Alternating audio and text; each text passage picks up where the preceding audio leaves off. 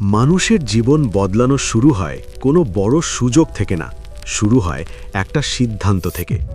যেদিন মানুষ অভিযোগ বন্ধ করে নিজের জীবনের দায়িত্ব নিজে নিতে শুরু করে, সেদিন থেকেই তার ট্রান্সফরমেশন শুরু হয়।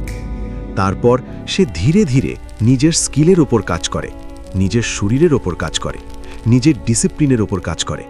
আর ঠিক তখনই একটা অদ্ভুত জিনিস ঘটে।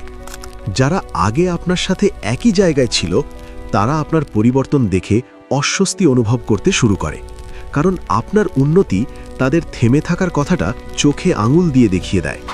তাই তারা হাসবে, বলবে, এত কিছু করে কি হবে, আপনাকে আবার আগের মতো বানানোর চেষ্টা করবে, কারণ ভিড় কখনো চায় না তাদের মধ্য থেকে কেউ আলাদা হয়ে যাক।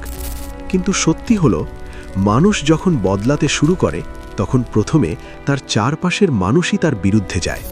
তাই সবাইকে খুশি রেখে কখনো বড় হওয়া যায় না, কারণ ট্রান্সফরমেশন সবসময় একাকিত্ব দিয়ে শুরু হয়।